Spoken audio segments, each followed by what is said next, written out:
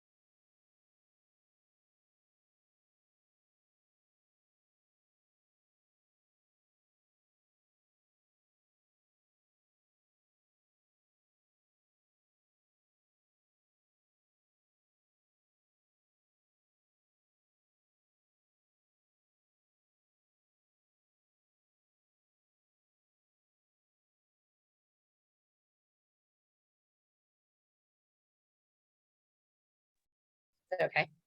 We can't hear. We can't hear. Oh, shoot. Should I start again? Okay. It's okay. Well, it's okay. The story is in any event. So he answers with the story. This part of the story is most important. He says, I want to tell you a story like any good rabbi. He says, I'm going to tell you a mashal. Does everyone here, anyone know what a mashal is? A mashal is a parable. Okay, learn that word. It's a very important word. Mashal is a parable. I'm going to tell you a parable. And like every good parable, there's a king in the parable. And the reason why, actually, I learned something very interesting. In a lot of these mashals, okay, in a lot of these parables, there's a king and a beautiful daughter. Why is that? The Medrash explains that it's because in these parables, we're trying to make a parallel between God, who's the king, and the beautiful daughter, which is us, the Jewish people. We are the beautiful daughter of Hashem. And so that is why so very often these parables have a king and a beautiful daughter. So anyway, sure enough, there's this king, and he has this beautiful daughter, princess, and he wants to get her married.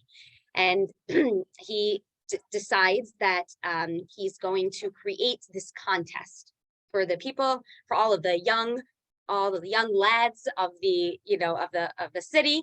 And what he's going to do is he's going to create a tower of stairs, and whichever one of these men get to the top of the stairs between sundown and sunset, whoever's the first one there gets to marry the daughter. Okay, so what happens? Everybody's so excited. All the young strapping lads in town, they come to the steps, and the king has created these steps that there are 1,000 steps, but they're really wide, and everybody's really excited and very enthusiastic, and they start going, and everyone starts running up, but like 80% of the guys are like not in such great shape, beer bellies, like they say they work out, but they don't.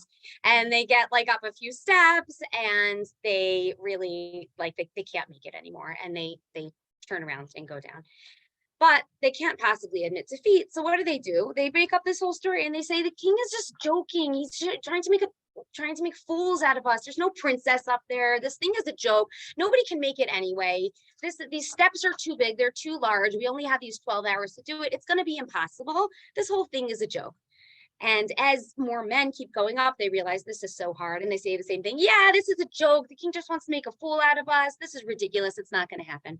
And finally, at a certain point, there's only 2 men left. Okay, we're going to give them nice Jewish names. We'll name one of them Moshe and Yaakov, right? So you have Moshe and Yaakov, and they're going up the steps, and they're both in pretty much the same physical shape. They both work out. They both go to CrossFit, and they're both on the same plant-based diet, and they are like in top-notch physical shape, and they're trudging up the stairs, and they're going, and they're going. And finally, they get to like stair 700, and they have like an hour left, and they realize they're not going to make it. It's impossible. They're not going to make it. They still have 300 stairs left. And Moshe turns to Yaakov. Was that the name? Moshe. I had to do people who were related to me, otherwise I would forget. Anyway, so Moshe turns to Yaakov, and he says, you know what, Yaakov, this is crazy. Let's turn around. Let's go home, right? Maybe it's true. Maybe it's true that the king is just trying to make a joke out of us, right? He's gonna sit up there with his advisors, and they're gonna look at us, and they're gonna look and say, "Ha! Look at those 2 dumb fools who fell for this. I don't want to be the laughing stock of the city. We're gonna, I'm gonna go home." And he says to him, Yaakov turns to, I don't know which one of those said. Sorry. Anyway, the other one. Okay, Moshe turns to Yaakov and he says, "Listen, Moshe, I worked for the king for 5 years. Okay, there's 2 things you should know about the king. One is that the king does not have a sense of humor. And 2 is that the king never breaks his promise. He says something and he's going to fulfill it." So Yaakov looks at Moshe and he says, that's nice. I don't believe it. I can't go on. And he goes and starts heading back down the stairs, and he says, "You're on your own." I'm sorry, I don't remember who's who. Which one just started heading down the stairs? Yaakov? Who's left? Moshe? Okay, so Moshe is still on the stairs, and he looks up and he says, "Gosh, okay, well, you know what? Maybe the king will make an exception for me. I'm the only one left." And he takes a step, and suddenly he steps on a trigger. And the trigger, not a bad trigger. Don't worry, Barbara's all nervous. This is a good trigger. Okay. And what happens? The steps open up, and right in front of him is this elevator, and he turns around and he can't believe it. And he screams down to his friends and he says, "Yaakov, help!" And all Yaakov hears is, "Urgh!" He says, "Oh, my friend fell off the stairs. Poor guy, what an idiot." Right. And he gets on the elevator, and the elevator takes him up to the princess. Okay. And the doors open, and the princess is there, and she says, "Thank you so much for coming." He says, "Thank me. I'm a peasant. Thank you. Look, you're so beautiful. And now we get to spend our whole lives together." And she says, "No, thank you, because had you not, I was up there watching. And I saw what was going on, and I saw the 2 of you, and I saw that you were having this discussion, but I couldn't say anything. I couldn't yell from this tower. I couldn't say, 'Please, you're almost there. All you have to do is take one more step.' And I saw one of them turn around, and I knew that I'd be up here forever alone if you didn't take that next step. And all it was you had to take that next step, and here you are. And thank you. And I want to tell you something. There's a surprise." And he opens the door, and she says, "I have a twin sister." And he screams down and he says, "Yaakov!" And he hears, "Ah!" And he says, "Oh, he fell off the stairs again," right? And what happens as soon as he steps into steps off, that final step to his princess at the top. So Yaakov steps off the steps at the bottom with nothing, right? And what was the difference between these 2 men? What made one decide to keep going and made the other one decide to stop and turn around. Well, yeah.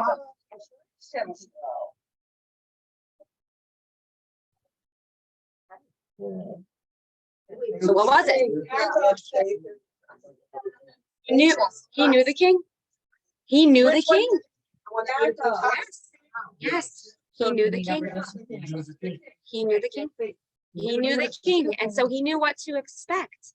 He knew the king did not have a sense of humor, and he knew that the king would deliver. If he says there's a princess up there, then there's going to be a princess up there. He knew the king, and so he knew what to expect.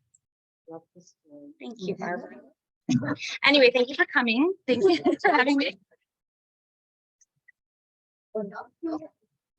Okay, so in the very first Rashi, this is actually something that I've been teaching all these parsha classes, and I have never learned the first Rashi in the Torah, and I had the opportunity to learn it for this class. The very first Rashi says, okay, it's already there's there's a Rebbe who's arguing with God in the very, very first Rashi, and it says, Rebbe Yitzchak says, God need only have begun the Torah with the mitzvah of Rosh Chodesh, okay, this month shall be to you, which is the first commandment which Israel was commanded, okay, and he says, for what reason did it begin with Bereshit? Rebbe Yitzchak, whoever this Rebbe Yitzchak is asking the question. He says, why didn't God begin the Torah with the very first mitzvah? What's the very first mitzvah? Mitzvah of Rosh Chodesh, the new moon, okay? Why was it that God needed to begin the Torah with the story of Bereshit, right? The story of creation. Good question. So Rabbi Yaakov comes along, like every good rabbi, and argues with this rabbi, okay? And he says, how can he say that there was no need for the story of creation? Right? Isn't that that foundational belief of every Jewish person, that God created the world? Right? How could he possibly make that claim? Surely it's the most fundamental aspect of knowledge that a Jewish person needs to have. And then he goes and, like every good rabbi, answers his own question, right? And he says, of course, it's essential for that God had to tell us that he created the world, right? However, Rabbi Yitzchak's intent was that it was unnecessary for the Torah to tell us why, because it should be so glaringly obvious that, of course, there's a creator behind the wondrous creations of God, right? Behind all the wonders of nature. And this is why he was questioning why it was necessary for the Torah to even discuss and tell us about creation, because it should be so obvious. And this whole discussion, by the way, points to the idea that this, talk about creation, whether or not there's a creator that great philosophers have debated for many, many years, is actually rather simple, right? It should be rather simple. Rabbi Yochanan Wasserman, who was a rabbi of the previous generation, Rabbi Yochanan Wasserman was a rabbi who was killed in the Holocaust. He was actually in America. This is a side point. He was in America collecting for his congregation, for his community, when the war broke out. And instead of staying in America, he went back to be with his community and was killed with his entire community. He's obviously a very, very special person. But he notes that the Torah can command a 12-year-old girl and a 13-year-old boy that they have to believe in God, when even great philosophers have been grappling with this concept for many years, because he says that actually Hashem's existence, right? The idea of Hashem's existence is actually simple, but a human's bias, right? Our own personal bias can make such an obvious fact somewhat unclear. Why? Because the implications of there being a creator who demands something from us is not so palatable to humans. And so it can blind us from seeing the obvious, okay? There's a story that I just heard yesterday that fit right into this, that there was somebody came to Rabbi Noach Weinberg, and he was really struggling with his belief in God. He's actually a Jewish guy who considered himself an atheist. He was going back and forth, and he had many, many, many talks with Rabbi Noach Weinberg, who was the Aish rabbi. And And there would be many times where they would have these conversations. At the end of the conversation, Rabbi Noach, and he would say, I just can't wrap my head around it. I can't believe it. And Rabbi Noach Weinberg, who at this point had developed a relationship, would say to him, it's not that you can't, but you won't. It's not that you can't, but you won't.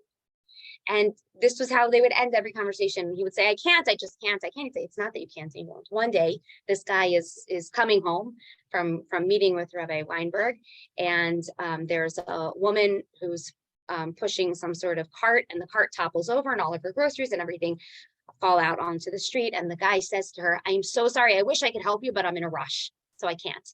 And you know what the woman says to him? It's not that you can't, but you won't. And suddenly there was this, like, something happened in his brain. Yes, this light bulb where it went from being an intellectual concept of something that he just can't wrap his head around, right? Or this idea that he won't wrap his head around it, to all of a sudden experiencing something that it's not that he can't do, but that he won't do. And all of a sudden, this whole idea became clear to him. And there's a huge difference between intellectually knowing that there is a creator and actually living with that realization on a constant basis. And that's what I want to talk to you about tonight. There is a huge difference between intellectually knowing that there's a creator and then living with that reality on a daily basis. Right? Everybody agree with that? Yes. Head in the heart. I wasn't gonna say. There's another story that drives home this idea of the distance between the head and the heart, and that is there's a Rabbi Volbe, who was also a rabbi of the previous generation, has written incredible books. In fact, he has a book called Planting and Building, which is an amazing book on raising children and just on the idea of it's even if you don't have young kids at home, it's still an incredible book. It was Planting and Building. It was translated into English. He's written many incredible books, but that's one of his most popular ones. And he was having trouble with a certain student. He felt like the student was really not connecting to his lessons, and so he traveled all the way to a different city to meet with one of his rabbis, Rabbi Chatzkel Levenstein. And he explained to him the story, and Rabbi Levenstein turned to him and said, let me ask you a question, Rav Volbe. Okay, now, Rav Volbe, for just to give context here, I mean, we're talking about like one of the greatest scholars of a previous generation. And this rabbi turns to him and he says, let me ask you a question. Do you know that there's a creator? And Rav Volbe looks at him and says, yeah. And he says to him again, no. Let me ask you a question. Do you know that there's a creator? And he says, yeah. And he says, okay, then go home and teach this boy. And he said it took him 2 weeks to understand that what he was trying to give over to Rav Volbe was that it's not just about knowing. It's that if he knows that there's a creator, he has to live it, and that he has to be able to be teaching his lessons in a way that he shows that he understands on a deep internal level there's a creator. He's not just saying there's a creator, but he's living with the idea that there's a creator, because that is the only way that the lessons that he's trying to impart over to this student is going to be something that this boy can internalize. And this is the foundation of Jewish observance, right? The idea of being able to internalize these ideas. The intellectual knowledge of God, right, is not that difficult. We can all say I mean, we're all sitting here, and I know you've all been in this room for, many years. So I'm going to make the assumption that you all know that there's a God, right? But the far greater challenge is assimilating that knowledge so that it penetrates the heart, right? That's the much harder part. The first of the 10 commandments is, anybody know? No. I took you out of Egypt. I took you out of Egypt. Anochi Hashem. Yes. Well, Anochi Hashem, I am God who took you out of Egypt. Okay. The first of the 10 commandments is to know that there is a mitzvah to know that God exists, which is Okay, fine. I can wrap my head around that, right? Interestingly, the word in Hebrew to know has a different and interesting meaning, surprise meaning. In Genesis, the first time we ever see this word to know, the verse says, and Adam knew his wife Eve, and she conceived and gave birth to Cain, okay? Which implies here that knowledge in this sense also means sexual intimacy, carnal knowledge, right? That's what it means here. Why would the same word knowledge be used for both of these things, right? Why would it be used in this instance of Adam and Eve? And then in the instance of you must know that there is a God, it's the same word. What's that all about? The idea is you don't know something, right? You only know something when you internalize it and it becomes a part of you. That's when you can, that's when you know something deeply. And this happens when what you know in your head trickles down into your heart. Okay.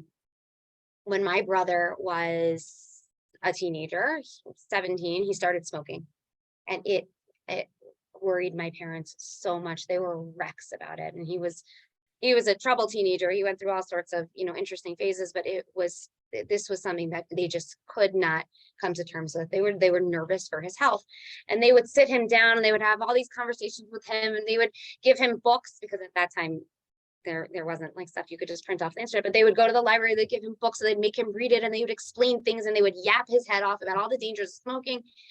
And he was 17 years old, and guess what? He wanted to smoke, right? And you would say, okay, I understand, it's dangerous. I understand there's a risk of lung cancer. I understand people die. So, and then one day, my father, who's a doctor, had a patient with emphysema, and he was seeing him, and my father knew that he was coming. He called him up and he asked him if my father had permission to bring my brother. And he brought my brother to his office, and this patient sat down with him and explained to him that he had smoked for 50 years and he had a trach. And he explained to him what his life was like now as a result of smoking. And my brother stopped smoking for a week. But anyway, that's not the point. That's not the point. The idea is that he had an experience. It was something that was, it went from being something that was just, on an intellectual, knowledge base, to something that made an impression on him. He felt it. So the commandment to know that God exists begins with the mind, but it must enter the heart, which is the seat of our emotions. And without intimate knowledge, the existence of God, the existence of Hashem, will just remain an abstract and disconnected concept, which makes it just all too easy to ignore him. And so the goal, what we try to do is we try to integrate what we know is true, to feel Hashem's reality, to feel God's reality in our bones, and to create this dynamic relationship. Now, developing this awareness takes constant work. And I want to be real with you, okay? For those of you who know me, and for those of you who don't, you know that I grew up Orthodox. I grew up in an observant home. I went to day school, but I want to tell you that none of that guarantees an emotional relationship with God. In fact, I would even venture to say that it's possible not possible, I know for sure, having grown up in my community, that it's almost harder to develop that emotional relationship with God at times when you're so involved in the observance, in the observance of the mitzvot, right? And the learning of the halachas and stuff like that. So I want to tell you that I'm not just sitting here today saying like, oh, this is what you need to do. I want to tell you that this is something that I personally have worked on for many years. And that friends of mine who also have grown up, this is something that we are really constantly striving for, and constantly a goal that we're constantly working towards. So anyway, so hopefully we'll do this together. So I want to bring over 3 practical ideas to kind of close this gap and assimilate our belief in God into the very fibers of our being. Okay, so these are ideas that I had that have worked for me. I don't know that they're proven anywhere, but I just want to share them with you. So the first thing, what? Yes, they have been proven in my heart. So the first thing is, and I talk about this a lot in my classes, so you'll forgive me, Sue, you'll forgive me, Dana. And because we're going to talk about it again, they could probably give this class at this point. But the first thing that I want to talk about is the idea of divine providence. And I know that probably many of you have spoken about this here, but you know what? You can never talk about this too often, right? What is divine providence? Some of us in this room may call it HP. Hashgacha pratis is the Hebrew word, HP. Okay, and the definition that I read, I wrote down, I want to read it to you, is God isn't in the heavens, divorced from the world, unaware and uninvolved. He is sustaining life in every instant, and everything that happens is a part of his divine orchestration. Okay, that oftentimes people might mistaken. Yeah, what? You like that? I'll read it again. If you like it so much, I'm going to read it again. God isn't up in the heavens, divorced from the world, unaware and uninvolved. He is sustaining life in every instant, and everything that happens is a part of his divine orchestration. Well, I'm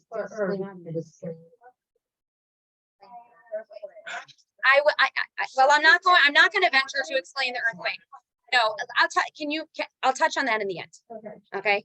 I'll touch on that in the end, because I mean, how can you not be thinking about that? We've all been thinking about that, and I will touch on that at the end. So oftentimes people might mistake this concept as irony, right? Or coincidence, right? When something happens, oh my God, what a coincidence. These are not Jewish concepts. We have to, I really recommend taking the word coincidence out of our vocabulary. Get rid of it. That is not a Jewish concept. We do not believe that. HP is the belief that everything that happens to us, everything that happens around us, happens directly by the hands of God. Okay, Hashem is intimately involved in our lives, and we may not always see or know how or why, but you'll be surprised by how often you can start to detect God's involvement in your life when you start looking for it. I promise you this is true. Right? If you can peer behind the divine providence and see if you can determine the messages that God is sending to you. Sometimes it's in the form of a wink, sometimes it's in the form of a hug, and sometimes it's a really clear message. Okay, so yesterday, I'm going to tell you, now we're going to have a little bit of story time, because what I want to do is I want to give examples of these ideas. Okay.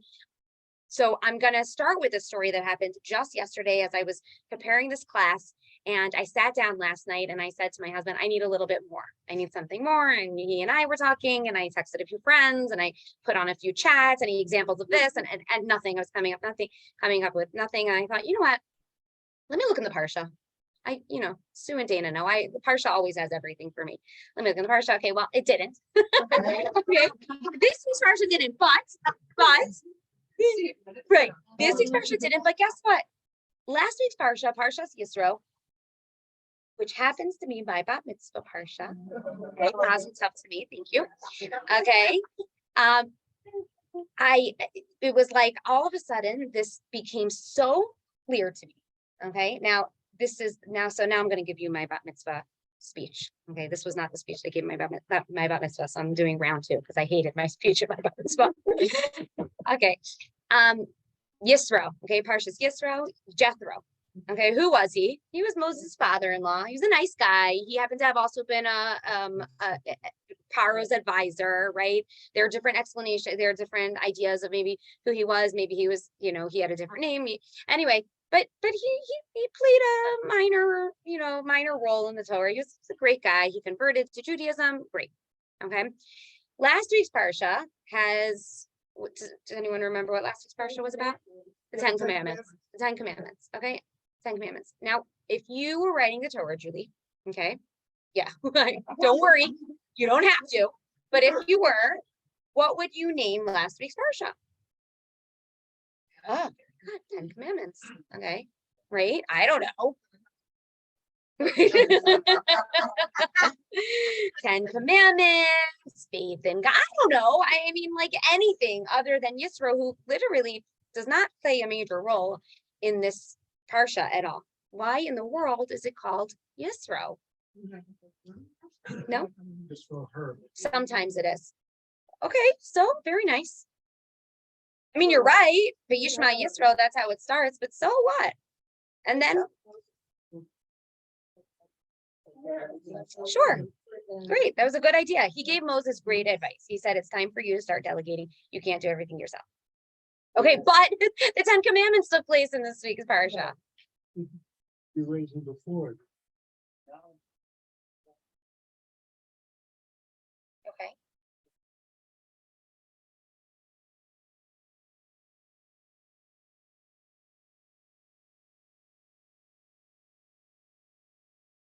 You're saying because of the delegation. Not what I was going to say. I like that. I like that. But here's what I want to propose. Is that we're told that when Yisro, Vayishma Yisro, and what was it that he heard? He heard about two things that had happened. He heard about the splitting of the sea, and he heard the war against Amalek. He heard that Hashem performed these miracles for the Jewish people, and he was so overcome with this kindness that God had done for the Jewish people, and he said, I want to join.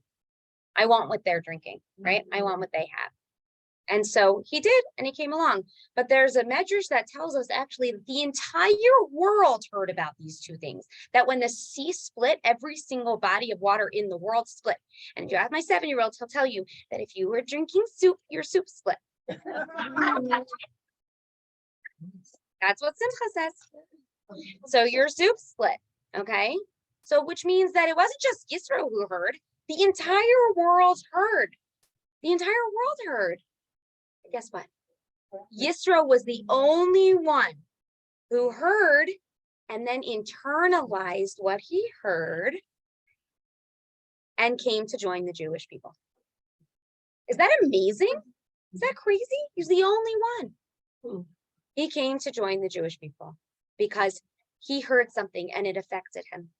And he was then able to, he teaches us that the key to living an enriched life can be found in the character of Yisro.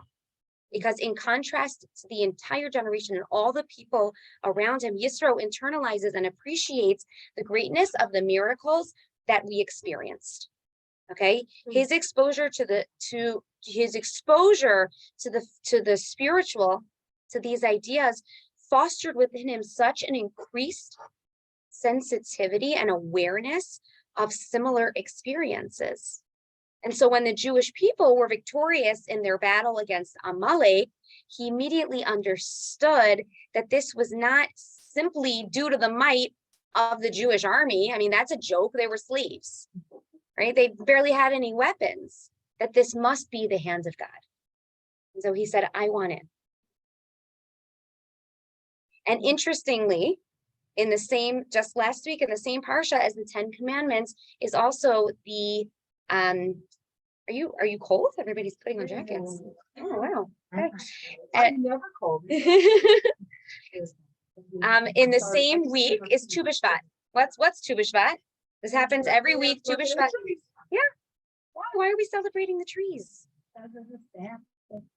Beautiful. That's so nice. But you know why we're really celebrating the trees?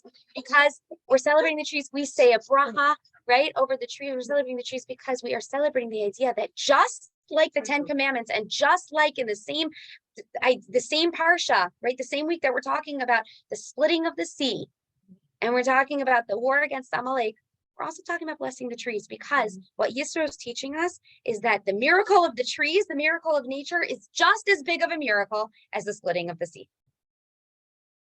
And this is the mindset of a Jew. Okay, so now it's time, and now it's story time. So I want to talk about HP. So I'm going to give you some examples so that, you know, we can all start thinking like this. Sorry, Dana. Sorry, Sue. They're going to hear my milk story. Unless you guys want to tell it. Milk story. It's so good. It's so good. Okay, so I have a great story. I was at Jewel. This was many years ago at this point. It was a hot summer day. And I was in a rush. And I saw this man, we call them Mishulachim, a Mishulach, who was collecting money.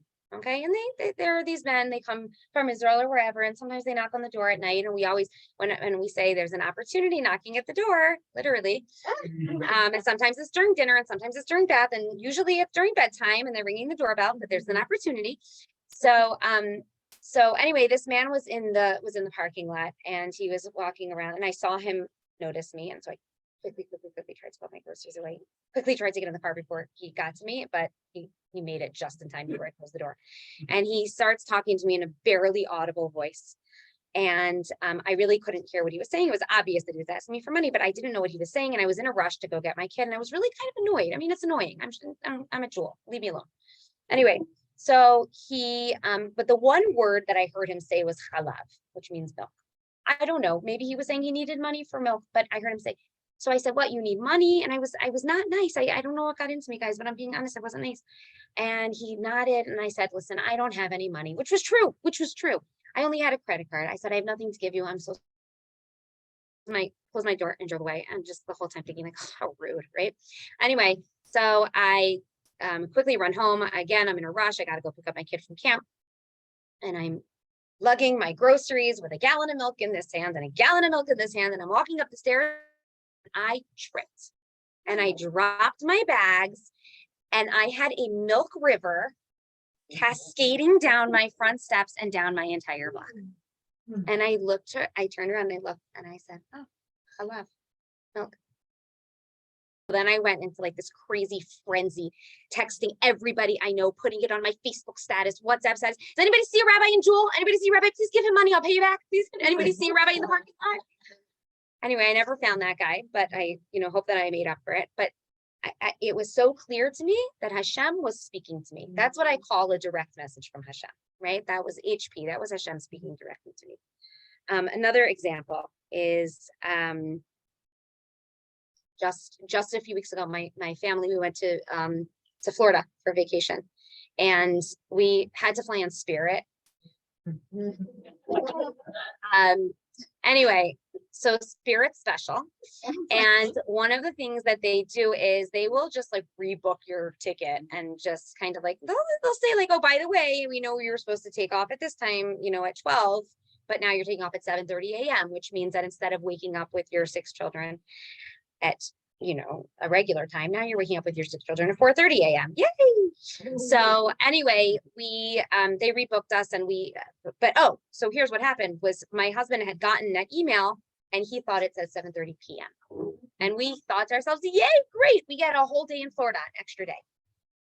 The night before we're supposed to leave, he looks at it and he goes, ALIZA, I don't know how to tell you this, but it's 7:30 a.m. And my daughter and I were like, I'm on the phone with Spirit, like, how much is it going to cost us? It's going to cost us like $2,500. I think it's worth it. You know nothing about money. It's worth it. He's like, okay, we're not having this conversation. Anyway, that day comes along. We get on that flight, no problems. We take off, we get home. And guess what? It was raining the whole day in Florida. And all of my friends who were there, they all got delayed. And guess what? Instead of being home and doing their laundry and getting their kids ready for school the next day, they were delayed and delayed and delayed and delayed. And they didn't even get home until an ungodly hour in the middle of the night. And I kept saying the whole entire day, like, thank you, Hashem. That was amazing that you orchestrated that for us the way that you did. Okay, that would have been so much more frustrating being stuck in the airport for all those hours. Okay, I have so many things here, but okay. I'm going to tell you two more quick things. So I asked my kids yesterday to please, I said, do you have any HP Hashgacha practice stories to tell? So Aaron said, yes. Aaron's my 11-year-old. He said, yeah. Yesterday when I was at Yona's house, his friend Yona, I threw a ball into Yona's lawn and it landed perfectly where it was supposed to go. Isn't that awesome? But you know what? But what a beautiful, simple example of recognizing Hashem's hand, right? And then I asked my 13-year-old, and he said, yeah, well, one night you needed me to babysit, and I couldn't go to my learning program, and I was so upset because that was Slurpee night. And then I found out the next day that the Slurpee machine at 7-Eleven was broken. Okay, so those are ideas of HP. I was gonna ask you, okay. I was going to ask you for your own examples. We'll do that at the end because I want to get going. So, incorporating HP into our lives and really looking for Hashem's hand. Okay. Now the next idea. I call this gratitude and blessings. Okay. Gratitude and blessings. Here's the definition that I came up with to explain this idea. Giving, reciprocating, and appreciating create a flourishing emotional bank account that forms the foundation of a loving relationship, whether it's your marriage or your relationship with God. Right? So when a couple, for example, give to each other, when they express gratitude and take nothing for granted, the strength and love and trust that they have for each other enables them to hopefully withstand any pitfalls that will definitely, be part of their marriage, any rough patches. And our relationship with God works in exactly the same way. When we say Baruch Atah, right? When we say blessing, we are recognizing that Hashem is Baruch Atah, right? You are the source of all blessings. You, God, you are the blessing. You create all this for us. Okay. So we need to take stock and we need to remind ourselves that things don't just, like we said, appear in our lives coincidentally, right? They're gifts that we receive from a kind and gracious God who is demonstrating his love for us time and time again. And when we have those gratitude glasses on, we can feel Hashem's unwavering love. And this is why Jews are obsessed with gratitude, right? And why we're constantly saying blessings all day. There's an idea that a person should try to say 100 blessings a day. I know people who do that. Right? FYI, do you do that? You try. It's not that hard, really. Right. Well, if you're praying, because you're saying the bracha on the water, you're saying the bracha after the water, and then you're saying the bracha after the bathroom. Right. Sure. It's a cycle of those three brachas. That's beautiful. That's amazing. And the word Yehudi, right? Yehudi, which means Jew, to give thanks, because this is the bedrock of a loving relationship. We say Moda'ani every single morning. Moda'ani, I'm thankful, right? That's how a Jew wakes up. So a Jew wakes up every single morning. And a different spin on this, actually, Moda has double meaning. Moda means thanks, but it also means recognition. Recognition is also recognizing our gifts, our talents, our skill set, that our successes are also from God, right? So we're thanking, but we're also recognizing that all the things that we're good at are also from God, and attributing our successes to Hashem, right? Thank you, Hashem, I always tell my kids, one of my sons was very, very, very into basketball. And when he would make a shot, I'd say, thank you, Hashem, for thank you, Hashem, for helping me make that basket, right? Or thank you, Hashem, for letting me be the one to close that deal, right? The things that we're good at, our successes, we also should attribute to Hashem.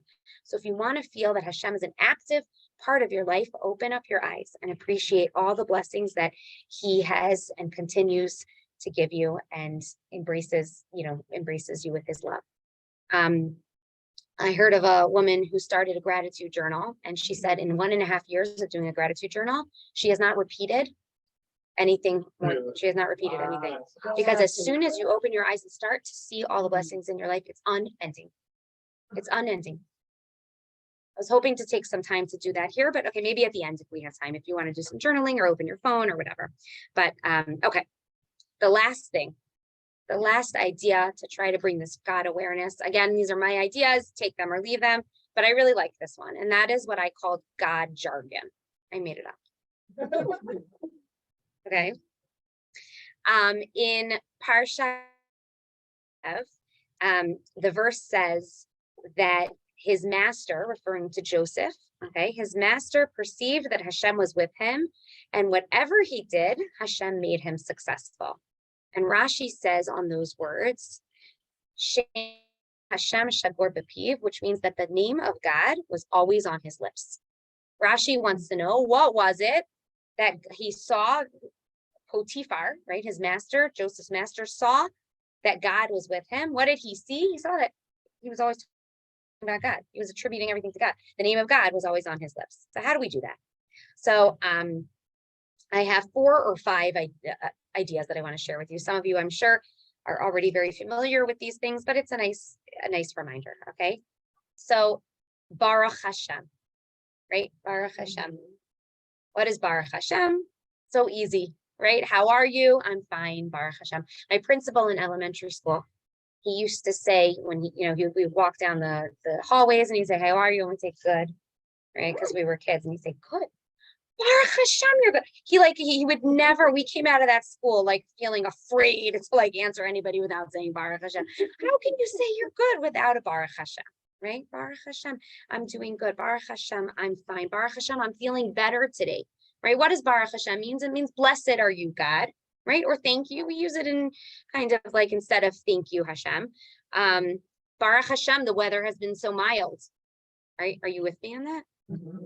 That's like a huge, huge Baruch Hashem. Yeah, right? Baruch Hashem, my class went great tonight. Baruch Hashem, the meeting was successful. Okay, here's a good one.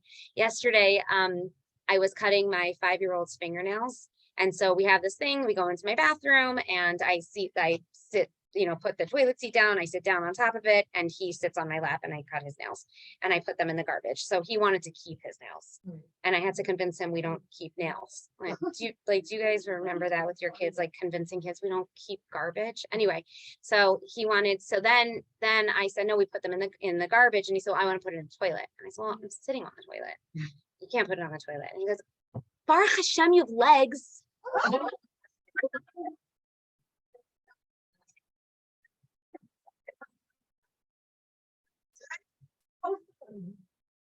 Some people are down the drain. As long as they're gone. But yeah, a lot of people don't. Baruch Hashem, you have legs, you could stand up, right? Okay, so that's Baruch Hashem. Yeah. Okay, the next one is Be'ezrat Hashem. Have you heard of Be'ezrat Hashem? With the help of God. Okay, Be'ezrat Hashem. Be'ezrat, Ezra means help. Ezrat means help. Be'ezrat Hashem, with the help of God.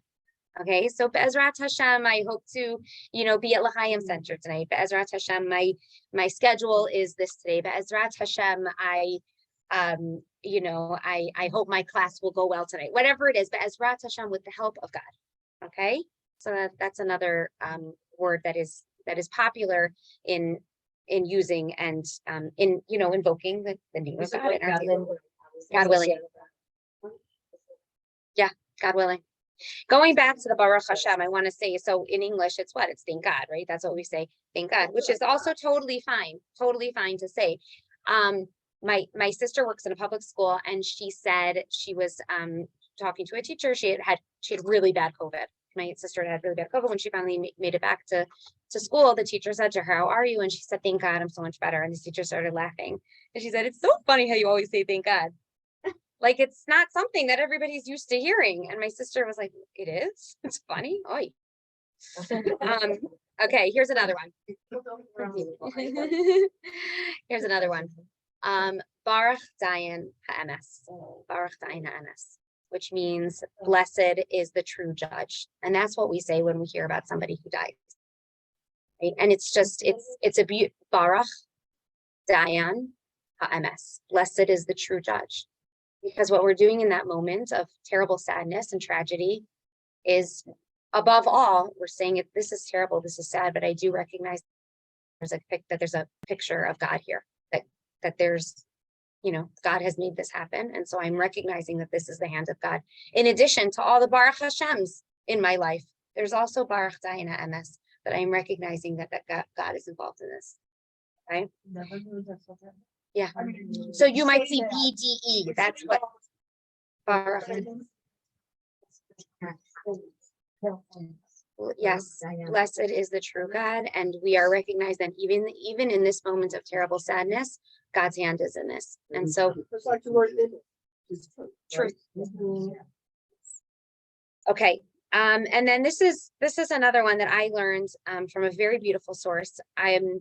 I want to suggest that we take the word lucky out of our vocabulary and replace it with fortunate or blessed. And I learned this lesson in a very, very beautiful way.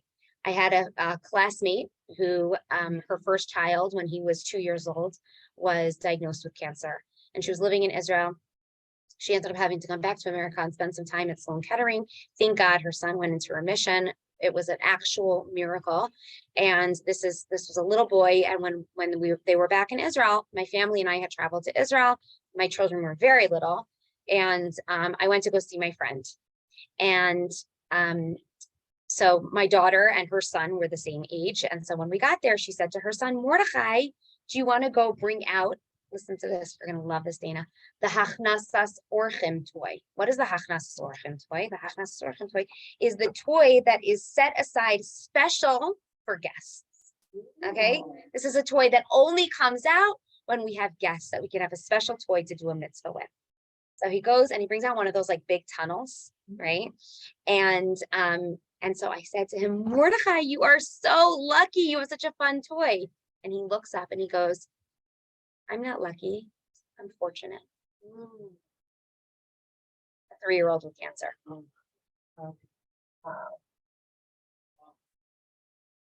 Yeah.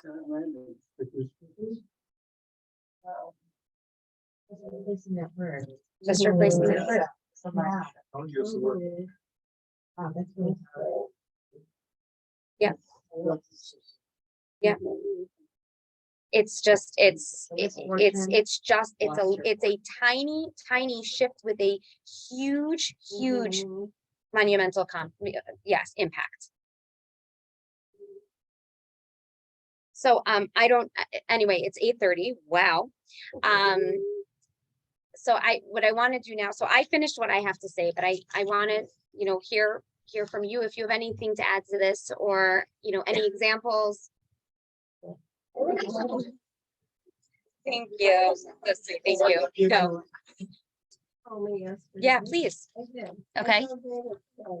I had a date for lunch with a friend of mine, and she called me in the morning and said she had a very stuffy nose.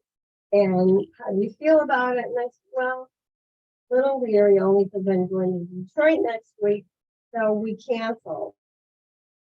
I got a lot done yesterday, but the most amazing thing was I called to make a doctor's appointment, and they had an 11:20 appointment that day. Wow. Yesterday. Wow. And I met it. Wow. I mean, it was amazing. It was like, Thank you, Hashem. I'd like to tell my first. I don't use HP. I use Hashem moment. Same Awesome. thing. So my first Hashem moment, close to 20 years ago, and it happened to be with Rabbi David. When they were living in Milwaukee. I went up to help them build a sukkah. We were building the sukkah, and everything was great. It was outside, and at that point, it was first moved up there. He built the sukkah on the grass, on their lawn. And so we brought out the tables and chairs. And we realized right away, this is going to work. The chairs are going to go into the grass, and you can't do that. So I said to Dave, you know what would be perfect? If we could get some old carpeting, something like that, and put it on the grass and set the chairs on the carpeting, and that will work perfectly. You look up across the street, and somebody had ripped out their carpeting, sitting on the street. Their basement had flooded, and the carpeting was there literally across the street. And we ran over, we took the carpeting, we spread it, and you can't be so cocky. It rained that night and ruined the carpet. Oh. But still, that was very, very early on in our journey. And that was my first real belief that there was a God. And that we said, wouldn't carpeting be perfect? And there it was. Can I ask you a question? So you attributed that to Hashem, right? Yeah, for sure. That was Did you not feel so loved in that moment from Hashem? I mean, it was a remarkable. It was truly remarkable. But being able to experience that moment as a tremendous gift from Hashem. Hashem loves me so much. We needed carpet and it was right there. It goes from being like, oh, that was cool, to I am overcome with gratitude to this creator.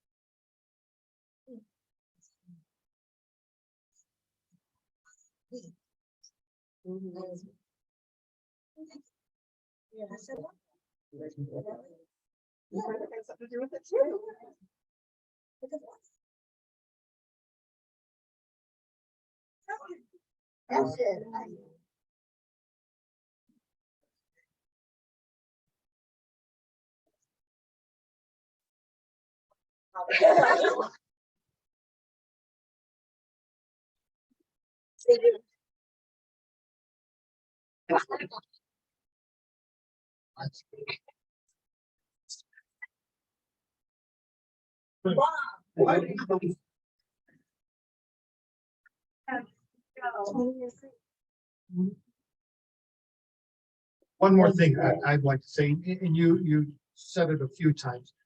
The best way, I think, to internalize Hashem in your life is 3 words. Thank you, Hashem. If you say thank you, Hashem, like I'd like to get. If you're running late and you get all green lights to where you're going, thank you, Hashem.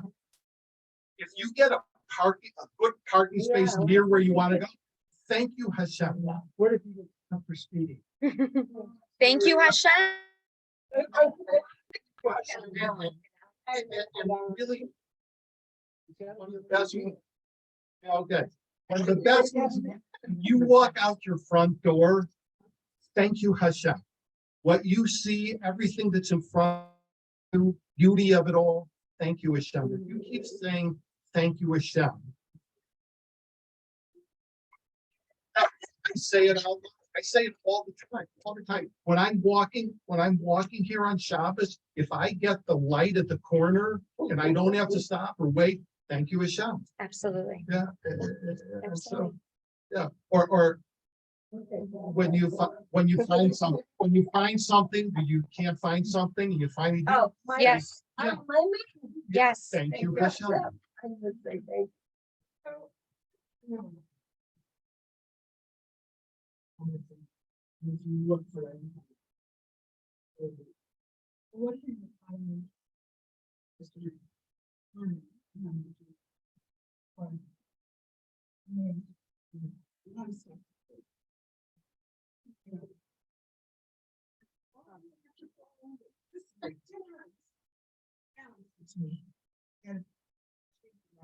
And be thankful that you have a home.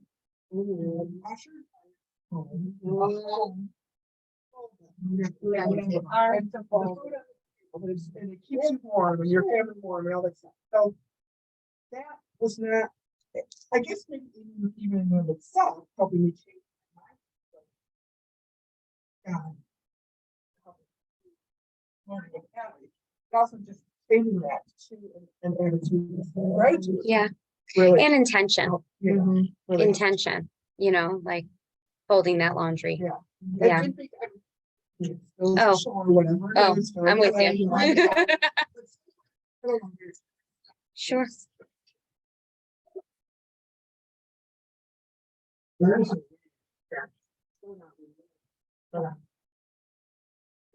Relevant.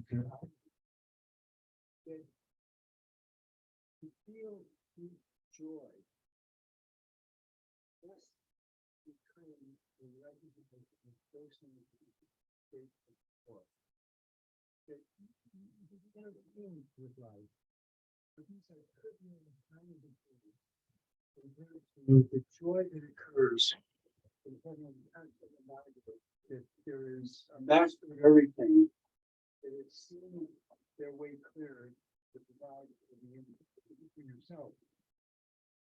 I'm totally convinced. When you're talking to people who are struggling, like we have, I speak to myself. Down difficult uncertainty. To know that the objective is of what it is to be alive. And it's sad as well. And still provide joy for knowing that you're connected to something that's important.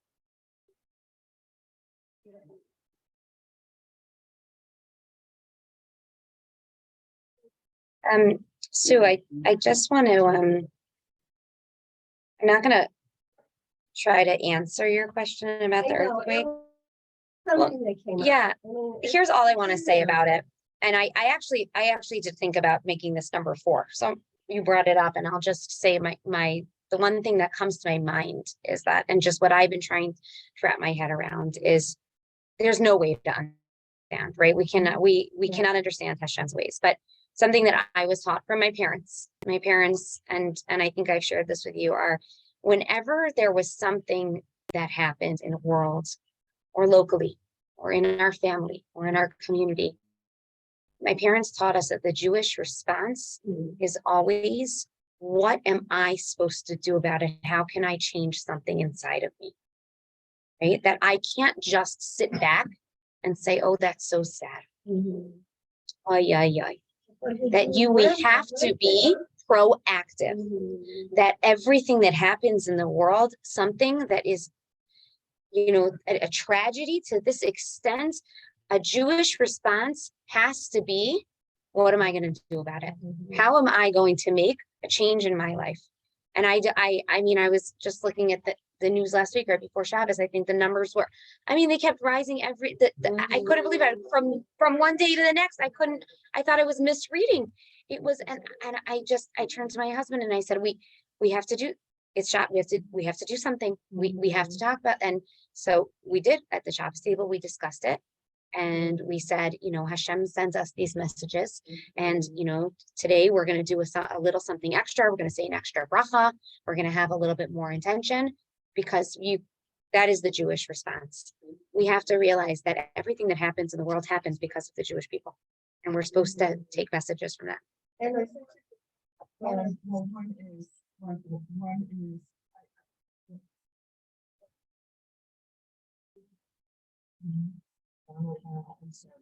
Hi, Judy.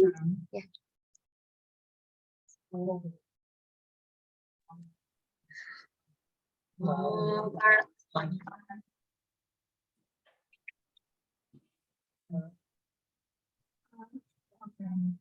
Thank you, Hashem. Thank you, Hashem. About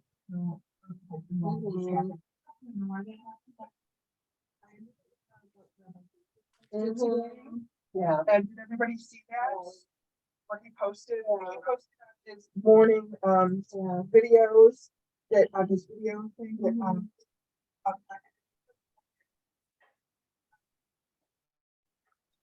Yeah. And the boy killed yeah. and someone else had to leave. They were there because Dee was coming. Right. And Dee asked the mom permission to take a picture of this and put it in his office, so that when other leaders of the world say why Israel and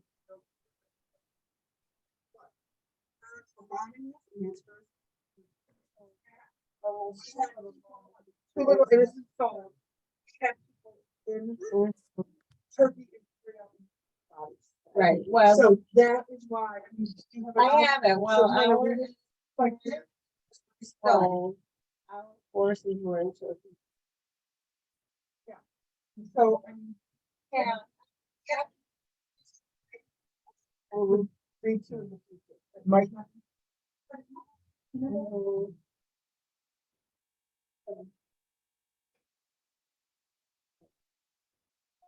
I'm going to say a bracha. If everybody could say amen. Baruch atah Adonai Eloheinu melech haolam she'achol niyeh b'dvarim.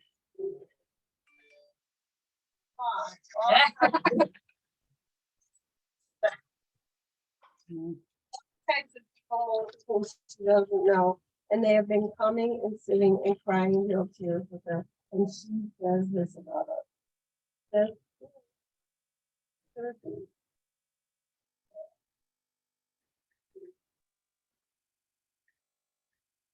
Well, I hope that our God awareness increases every single day.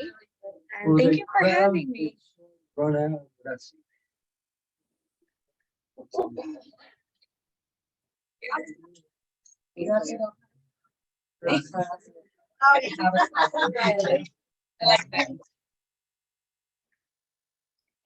We're fortunate. Thank you Thank you so much. A pleasure to be here. Sitting under one. That's so true. When Dana said that, I said that's all I needed to hear. I know that I'm supposed to be here tonight. Thank you so much. Yeah. Thank you. My pleasure. My pleasure. So you cried. Thank you. Yeah. You cried about it. Yeah. Yes. Posted she was, and can I ask them? Oh. Yeah. Feeling better. Yeah. Yeah. White one. Yeah. Well, I guess Yeah, you took great care of that.